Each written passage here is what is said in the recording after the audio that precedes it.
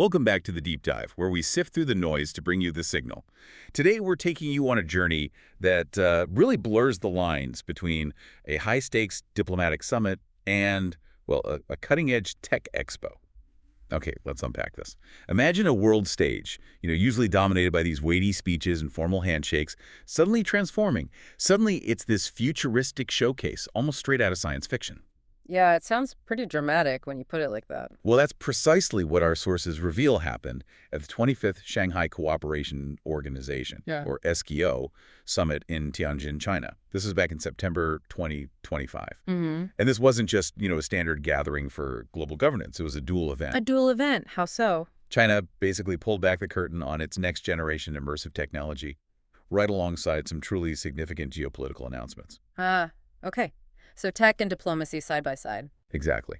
So what we're diving into today is understanding China's, let's say, far-reaching ambition. They want to lead not just in, global governance alternatives, but also to firmly assert themselves as a global HUD for immersive and interactive technology. Right. That's a pretty bold statement to make. It is. It's this fascinating blend of cutting-edge VR, AR, AI holograms, and high-stakes diplomacy all rolled into one. So let's fully set the scene for this pivotal moment in Tianjin.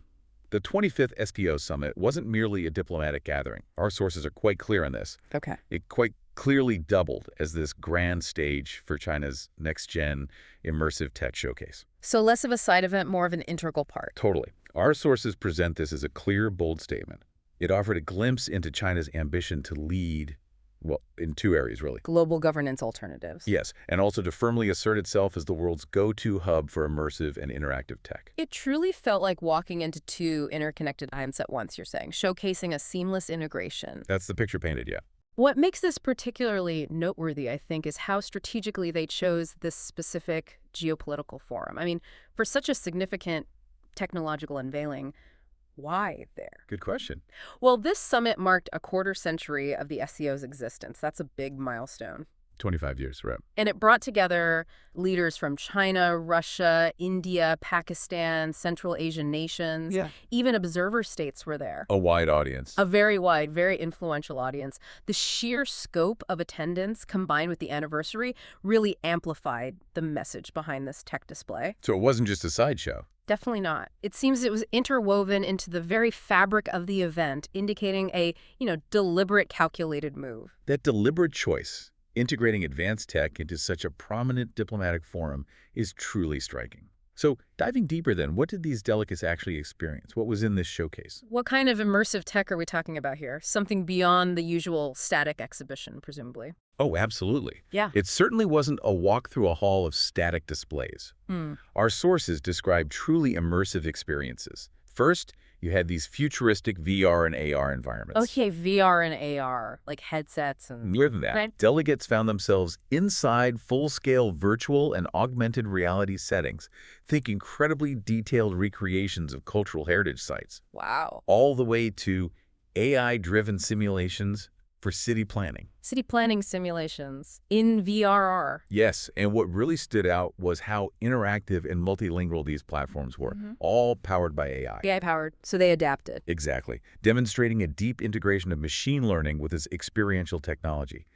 Then, get this, imagine walking into a room where AI-powered avatars and holograms. Holograms, like Star Wars. Maybe not that sci-fi, but yeah, holograms. Yes. And they weren't just presenting information, they were narrating China's technological journey. Narrating. And these weren't pre-recorded videos, they engaged delegates in real time, actually adjusting their responses based on questions. Okay, that is a massive leap beyond your typical expo booth. Right. And the holographic and mixed reality displays. Explain mixed reality quickly for us. Sure. So AR overlays digital stuff onto the real world. Mixed reality takes it a step further. It allows real-world objects and virtual objects to actually interact, blurs the lines even more. Got it. So what were these MR displays showing? Life-size holograms showcase massive projects, think urban infrastructure, vast renewable energy grids, even concepts for space exploration. Huge scale stuff. Exactly. Delegates could literally walk through 3D models of these, often quite abstract geopolitical and economic projects, made them incredibly tangible, It's like going from looking at a blueprint. to actually strolling through the finished city before a single brick is laid. It's a powerful way to convey a vision, wouldn't you say? Definitely powerful. Makes it very real. But the showcase wasn't just about the raw tech, the hardware and software. Oh, wow. The exhibition apparently expertly blended Chinese art, history, and culture with all this cutting-edge tech. Ah, the soft power angle. Precisely. Reinforcing what our sources describe as soft power through immersive innovation. Any specific examples? Yeah, a fantastic one was these interactive AR murals. Participants could, step inside animated depictions of ancient Chinese Silk Road trade caravans, Wow. or explore a vision of a space-age futuristic China. It was pitched as a complete sensory and intellectual experience, deeply rooted in cultural context. Okay, connecting this to the bigger picture. From a strategic perspective, this wasn't just about showing off cool gadgets. Seems unlikely at an SCO Summit. Right. It sounds like a very carefully curated experience designed to reinforce a particular narrative about China's capabilities and its vision for the future. A narrative delivered through experience. Exactly. The interactive and adaptive nature of the technology allowed for a deeply personalized encounter. It made abstract concepts, like you said, urban planning or huge infrastructure projects, feel incredibly real and accessible. Takes it beyond just policy papers. Absolutely.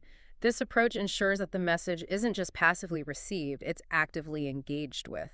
And that makes it far more memorable, far more impactful for the delegates. Persuasive. Very. It's about more than just data points. It's about shaping perception through experience. It sounds incredibly powerful for persuasion, yeah. Mm. But as you hinted, this tech spectacle wasn't happening in a vacuum. Right, the geopolitical context. It coincided with pivotal announcements that grounded all this futuristic vision in immediate geopolitical reality.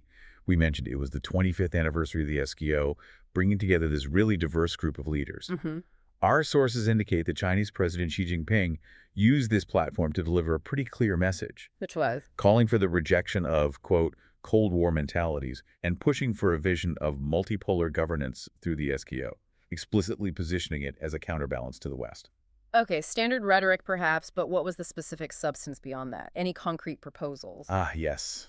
What actions backed up the vision? This brings us to a crucial point, actually, about the strategic intent behind these economic and technological offerings. The summit wasn't just rhetoric. It saw the launch of several concrete strategic initiatives. These speak to a broader vision for, well, the global order. Like what? Okay, first, there was a proposal for an SCO development bank. A development bank. Like the World Bank or AIIB.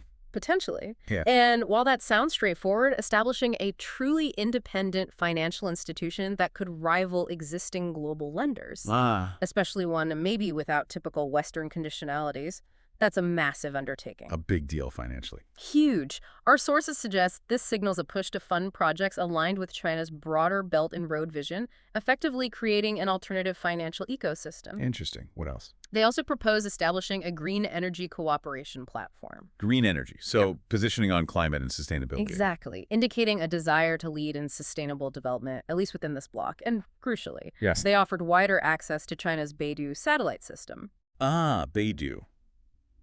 China's answer to GPS. Precisely. And this was explicitly presented as a way for member states to reduce reliance on Western GPS technologies. That sounds like a very direct strategic move. It is a move towards strategic autonomy for member states, maybe, but also potentially for China to increase its influence over key digital infrastructure within its sphere. These aren't just isolated programs, though. Not at all. They represent a coordinated effort to build out an alternative, China-centric framework for economic, technological, and maybe even security collaboration, diversifying away from existing Western-dominated systems. Okay, let's shift gears slightly and consider the deeper meaning here. The symbolism. Why do this at the SCO Summit? Exactly. Why unveil such cutting-edge tech at a geopolitical summit of all places? The symbolism behind this showcase seems incredibly potent. What's your read on it? Well, first, it feels like a powerful piece of diplomatic signaling. It demonstrated that China's influence now extends far beyond, traditional economics and military might. Right, into tech and culture. Deep into the frontiers of technology and culture. It's a statement about comprehensive power, projected onto a global stage. Okay, signaling comprehensive power. Makes sense. Second, it served as a major technological branding exercise. Branding China as? As the leader, or at least a primary leader, in immersive experiences. clearly aiming to rival the established Western dominance in VRR. Meta, Apple, Microsoft. Staking a claim on the future of digital interaction. You got it. Staking a claim on innovation itself.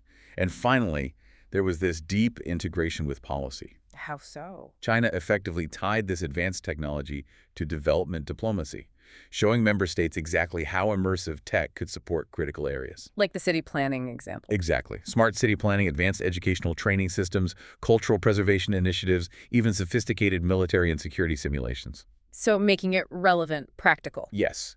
Creating a clear value proposition for the delegates. It wasn't just, look what we can do. It was, look what we can help you do. What truly stands out here, I think, is how strategically integrated this technological display was with their broader foreign policy and development goals. It all seems very connected. Very. It's not just about selling tech gadgets. It's about shaping future collaborations and potentially dependencies. Dependencies, that's a key word. By demonstrating tangible applications in areas critical to national development, China positions itself as a partner not just in trade or security, but as an enabler. as a key enabler for modernization and innovation across the SCO bloc. This creates a multi-layered relationship where tech advancements become a direct conduit for influence, fostering long-term strategic alignment.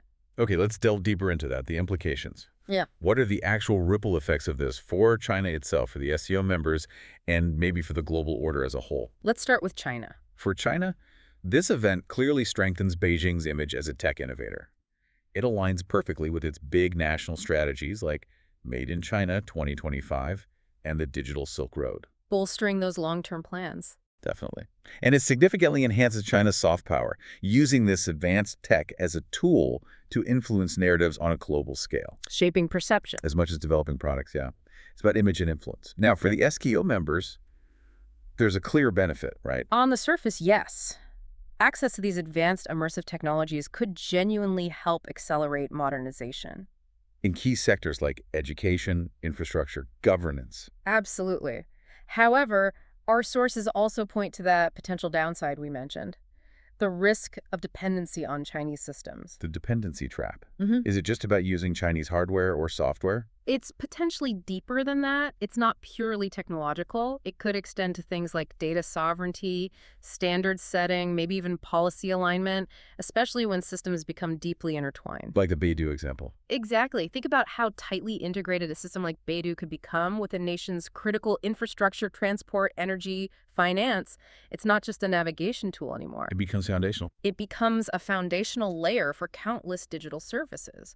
And that deep integration could offer, well, unprecedented influence, maybe even control, a layer of power beyond simple economic loans. That's the real insight here, perhaps. Building a digital ecosystem. With China at its gravitational center, that seems to be the long game. And for the wider global order, what are the waves from this? Well, this move unequivocally challenges Western tech dominance. It offers an alternative innovation hub, plain and simple. A non-Western option. Yes, and it also reinforces the SCO as much more than just a security alliance. It frames it as a technology sharing and innovation bloc, a comprehensive alternative to existing global frameworks, offering a different model for digital development and global cooperation. This raises, I suppose, a really important question about the future of technological ecosystems. Definitely. Who will be setting the standards? Who will be providing the infrastructure globally? It's a clear strategic move to diversify away from existing frameworks, which are often dominated by Western tech giants, isn't it? Absolutely. By fostering its own technological standards, its own supply chains, its own digital platforms, China isn't just building its sphere of influence, it's also offering an alternative path to nations looking for different partners in their digital transformation journeys. So it's about creating choices. It's about creating choices, yes, but also about the strategic implications behind those choices for national sovereignty, for global power dynamics. It's complicated. This deep dive really shows us then that the 2025 SCO Summit in Tianjin was truly a kind of tech theater. Tech theater, I like that. A pivotal moment where China projected not only its technological leadership, but also its far-reaching ambition to shape global governance and narratives for the future. And the broader implication, if we connect this to the bigger picture, is that the fusion of diplomatic consolidation, strengthening the SCO, and this technological projection, it signals that China's 21st century influence will extend far beyond traditional stuff. beyond just trade and military power. Far beyond. It's moving firmly into the realms of immersive experience, cultural diplomacy, digital governance. It's a truly holistic approach to global influence. Something that warrants close attention, for sure. Definitely. So thinking about this, what does this all mean for you, listening? As these immersive technologies become more prevalent, maybe even commonplace in our lives, Which they likely will. how might nations leverage these really powerful tools, not just for entertainment or gaming, but for international diplomacy, for economic influence, even for shaping those global narratives we talked about? It's a deep question. It's something to truly mull over as we move forward, I think. Thank you for joining us on this deep dive. We hope you feel a little more well-informed, Hope it was useful. and we encourage you to keep exploring.